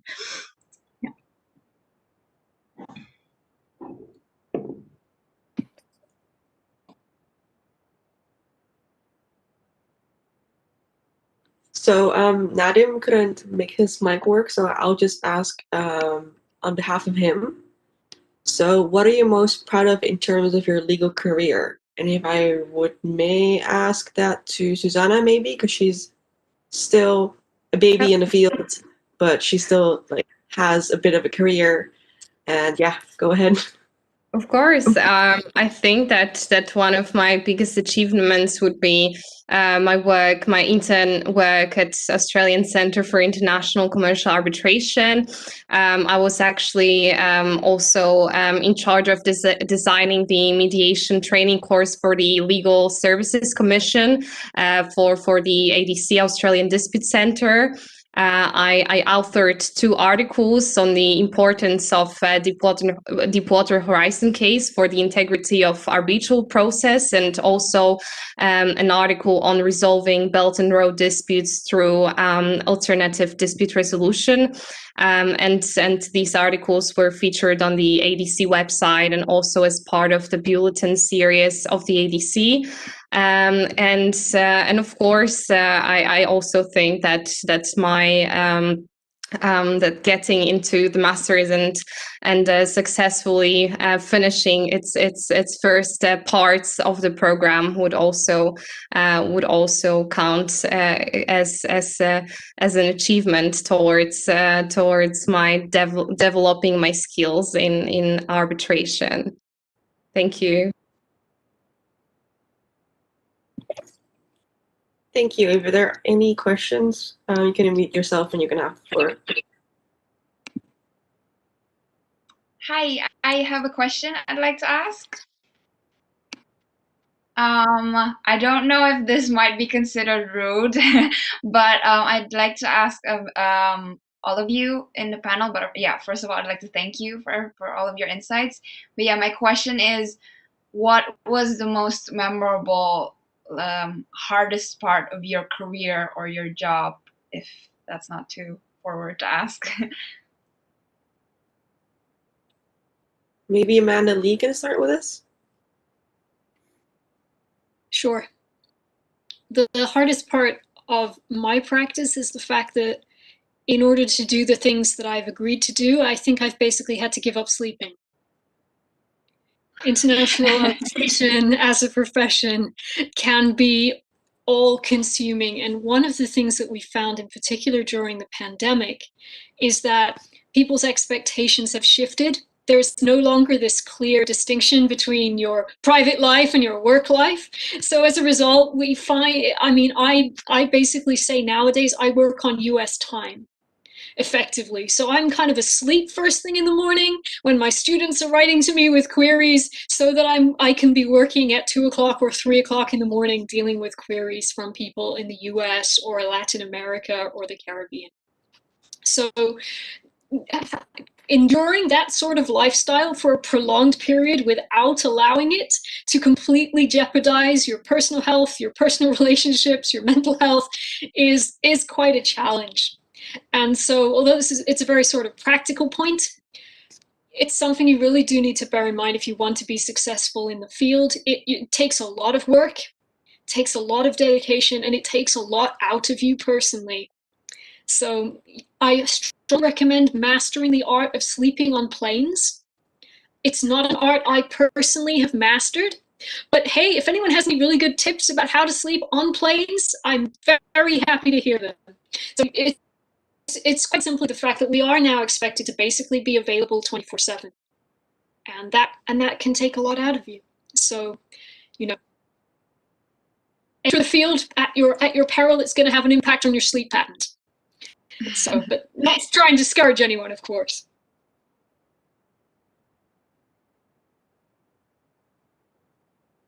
If anyone would like to add on to that? Chris, do you want to go, or do you want you go ahead? I'll go at the end. I was trying to motion, but I wasn't sure I was coming across. Well, what I will say is that, Mandy, I can assure you as a client, we are not these types of 24/7 folks. So, in spirit, we can say, we don't demand our attorneys be available 24/7. But yeah, I think that's an interesting question. The most difficult sort of thing that you've had to deal with. What I'll say, Celine, and I can, be a little bit forthcoming. It's a forthcoming question, so I'll be pretty transparent about it. I think you have to some extent, get comfortable with being uncomfortable. And as much as that sounds like a platitude, when you're graduating law school and you're talking about the kind of things that you want to do, you want to work in a field that's already pretty niche. The plain fact is that until recently, I literally could count on one hand how many black men that I knew that worked in international arbitration. So not having a clear path or knowing exactly sort of what success looked like in that regard is something that's just difficult. And so you have to be willing to say, okay, well, you don't know someone that looks exactly like you, that has done exactly what you've done, but there's some other ways in which you can connect. Maybe they, were an outsider to law as well, or a first generation law student, or they have a more business mindset, or the types of things that they're interested in, sort of in the periphery of law. Those are the types of things that they help you build those sort of relationships. But yeah, I think that goes to the point of building and developing your professional identity, whatever you want that to be, and however you manage or imagine seeing yourself as a professional. I think those are difficult and challenging things. And when you don't have a clear idea of what that looks like from someone that's gone ahead of you, I think that was really difficult when I was first starting my career. But you start to figure that out, and then you find other sources of inputs in that regard, and those become sort of the folks that or the models that you might follow. Thank you. For me, I'm going to give you a personal story in terms of, I think, what was one of the hardest things in my practice, a moment in time that I still think back on and think, my goodness. And it was, I did a very large arbitration while I was very, very pregnant. And thought that I had finished the arbitration, went off and had my baby. And during my maternity leave, the arbitrators came back and said, we've decided that this particular topic is actually the center point of this case, and we want you to come back and argue. And the point was, it was a contract dispute originally, and it turned into a Romanian inheritance law topic, not my area of specialty. And so I came back from maternity leave and got on a plane. Speaking of Amanda's plane stories, I got on a plane to Bucharest and left my little baby at home and met with several experts in Romanian inheritance law to basically immerse myself in that, so I knew what I was talking about, and then I used them as experts in the arbitration. Came back to the Netherlands and argued a 2-day arbitration case on Romanian inheritance law, and it was a marathon, a whirlwind extravaganza, but I'm proud to say we won the arbitration. I was very, very pleased with myself. So despite the fact that it was, and my team, despite the fact that it was a very difficult process, it was also really rewarding. And that's one of the things in arbitration, I think, is that, at least from my experience, is that I have learned so much in my practice. It's a lifelong learning process. I've done arbitration cases involving Romanian law, Swiss law. I did a Thai arbitration. You're constantly learning new things, new laws, new jurisdictions. It's fantastic. And I would highly recommend it for anyone that is interested in a career of lifelong learning.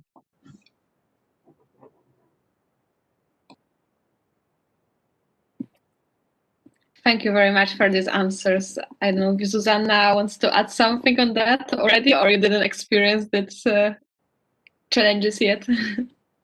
Well, I can recall a couple of times when I had to pick up the phone at the Australian Centre for International Commercial Arbitration, and we be very careful on what am I saying. I had to follow, of course, the procedures. I had to get familiar with Hague arbitration rules. So I always needed to be very aware of what am I saying in that particular phone call with someone who is interested to submit a request for arbitration to the institution. So that may be sometimes stressful and challenging. So definitely I could give this as my experience. Thank you so much for all your responses. It was very inspiring. Yes, and thank you, Celine, for the question. And we have also a few questions already on YouTube. One is from Todoris, who asked whether an individual can argue that ADR undermines the purpose of the law in some instances. What is your view on that?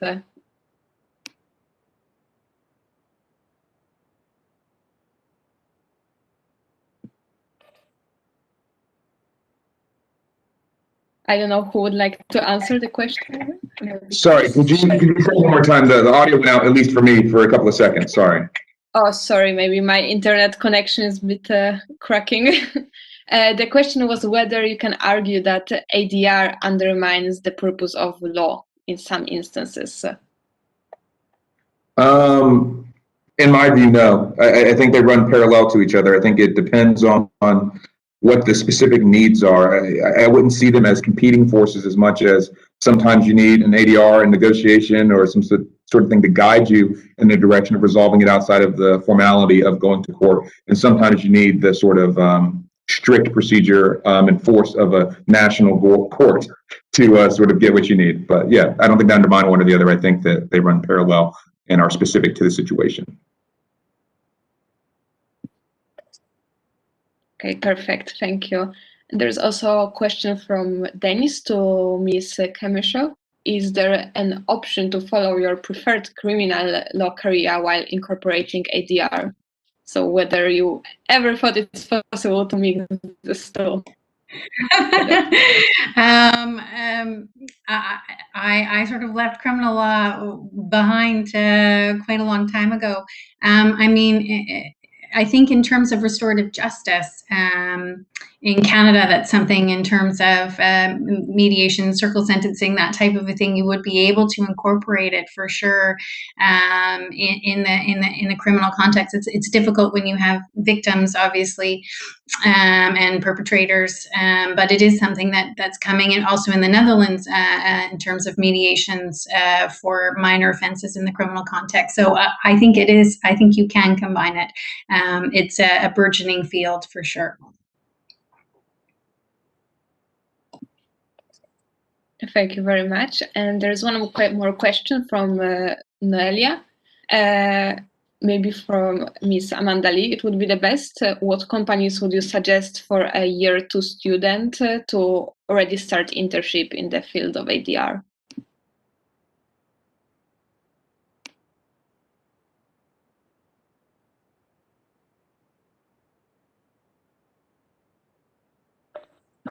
I'm not sure if Amanda Lee's connection is still stable. Yes. I see there can be some problem. So maybe someone else would like to answer where we can turn as year 2 student to start internship in ADR.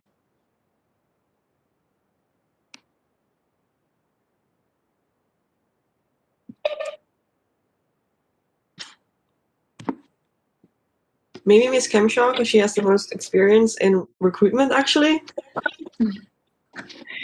I can't. I think definitely Mandy would be better placed to answer. I can't really give a list of companies off the top of my head. So hopefully Mandy will have her mic fixed. Oh, there she is. Perfect. So I don't know if you had a chance to hear the question, Ms. Lee, but it was whether you have any companies that you could advise year 2 law student to apply to in the ADR field.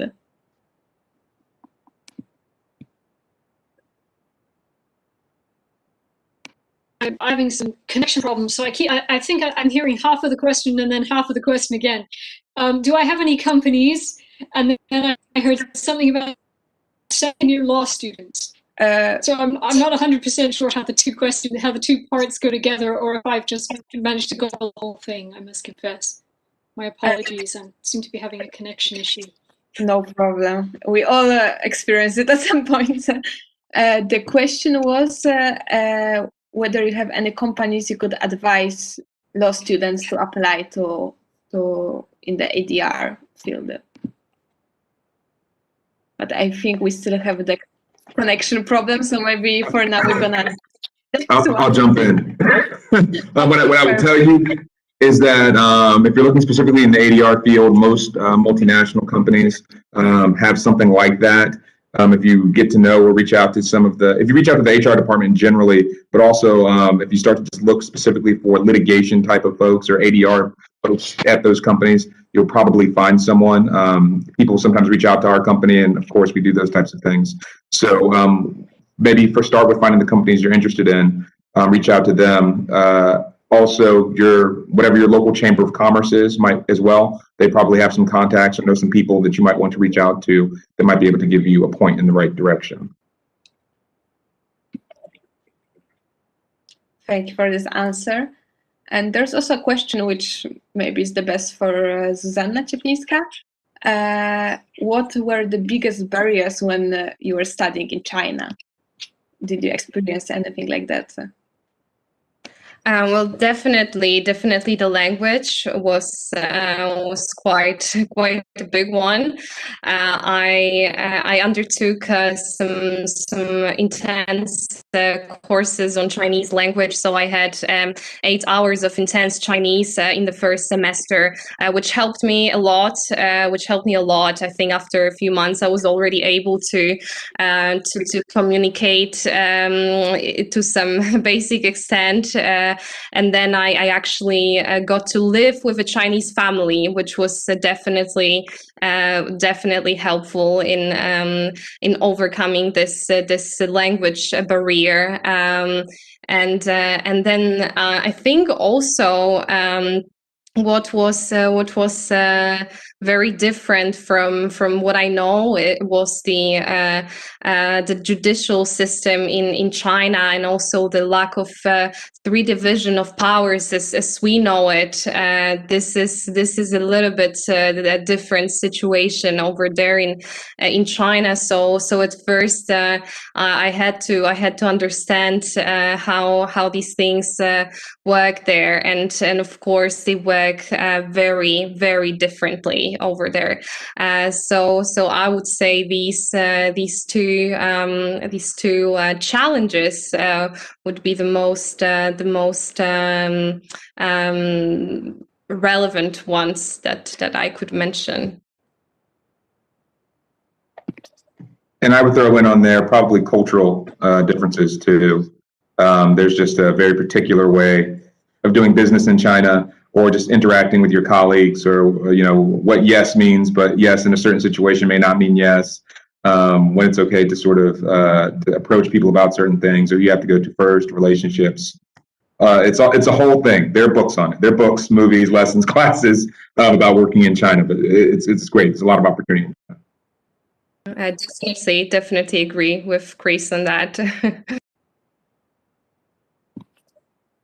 Yeah, that has to be a very different experience than what we know from Europe.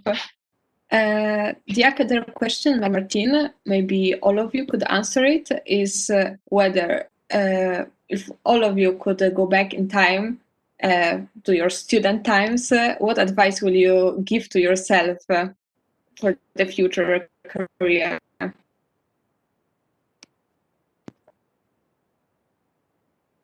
Maybe Ms. Kemcho would like to first start. Sure. I think I would let my past self do exactly the same thing. I'm really happy with how my career has developed and what I've done. I think my advice, something that is sort of a mantra for myself, is, no regrets. If I'm interested in something, then I go for it, take risks. If it's never been done before, well, then maybe you're the person to go ahead and do it. So, but that's sort of been my personality all the way through. So I don't need to tell my young self that. So yeah, no, I really don't have any advice other than keep doing what you're doing.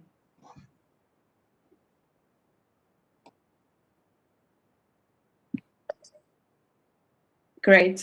Maybe now Ms. Lee could answer if the connection is back. Hopefully the connection will hold up for us. I would tell my young self so many things. Like when I was young, I was terrified of absolutely everything. I was terrified of public speaking. I was terrified of networking.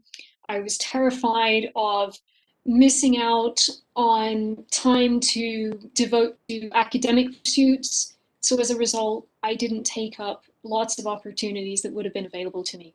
So if I could go back and do it all again, I would just say to myself, be brave and say yes. And that's what I say to students now. Don't ignore opportunities just because they're not academic opportunities. Make sure that you get involved with those committees, those societies, those organizations. Do things like volunteer for mooting. Make sure that you get involved in student journals and clubs and organizations. If you want to start developing your public speaking skills, plans. 5 or so years into your career, which I've been putting off for. So there are lots of opportunities to completely use the first time. And nowadays, if I want to do something, that's my approach. I just go off and do it. But when I was younger, I was a lot more terrified of opportunities. So people change. I know that we say they don't, but as we get older, people change. And the last thing I will say is learn how to use social media. It's enormously important in this exciting virtual world. It was enormously important in an international field before. So it's not something I would have said to myself in the past because I'm old and we didn't really have social media then. But nowadays, everybody how to use media in response. The sky's your limit. I wish you every success.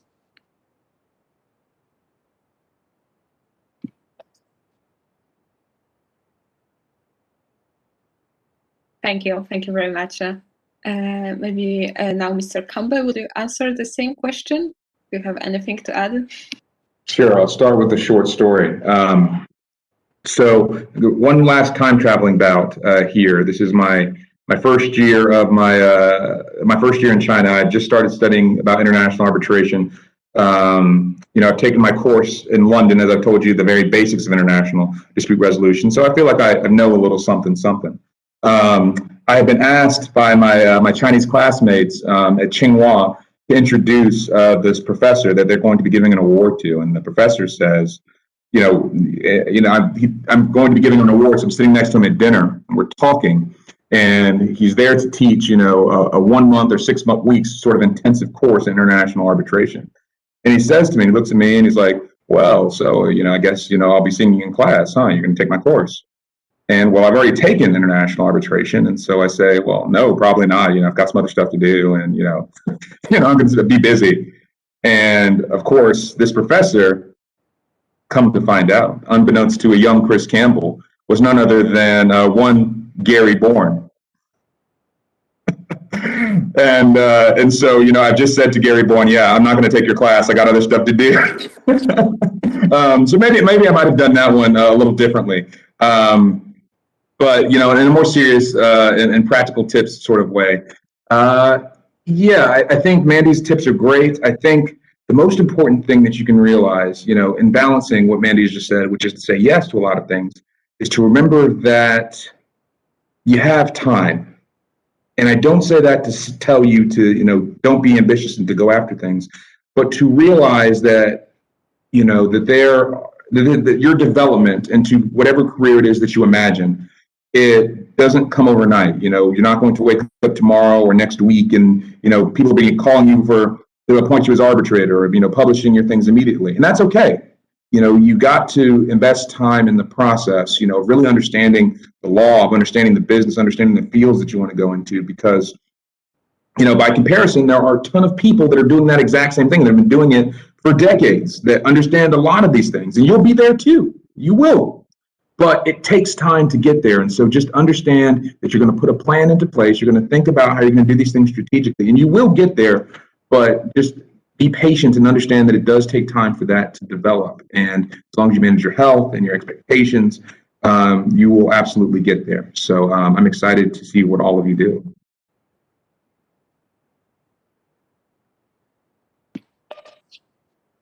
Perfect. I think it's very useful tips for our students who may be gonna consider the career in ADR.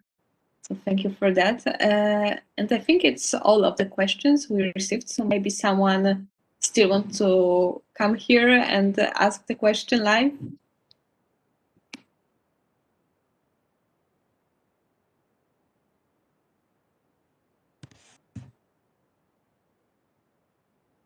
I'm looking also at the clock.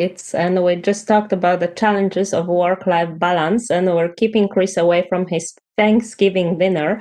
I feel very bad about it.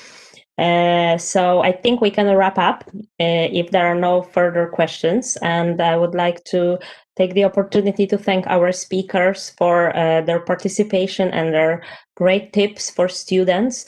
It's really fantastic for our students to learn from you and hear your experiences. And it's also fantastic what you're doing. I really would like to compliment you all for working towards more diversity of the arbitration field. I think it's a long, long way before us, but all your initiatives are very important. And I hope that one day our students will be able to benefit from it all, and that we will have arbitration field more diverse and with more opportunities for people from different geographical locations too. So thank you all again. And thank you very much, Artemis, Marilka, and Hannah for moderating this discussion. Just one thing for students, following the advice from our speakers, don't be afraid to volunteer and do things that may be of interest to you too. Try to build up your CV, and we have a lot of projects for you. So if you would like to join us, and students are developing their projects on multi-level regulation and ADR as we speak, there is a website that you can follow that I included in the chat. So feel free to reach out. And we will try to help you make this first step, because I think it's also about making the first step and making yourself more visible, writing a short blog post, participating in the podcast, and so on and so forth. So we really would like to hear from you. And of course, we will also be in touch with our speakers. If you have any questions, we will also reach out if we may.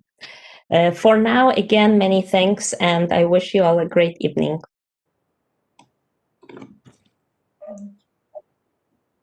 Thank you all so much. Happy Thanksgiving! Happy Thanksgiving. You too, Chris. Right at turkey. Of course. See y'all soon. Cheers. Bye.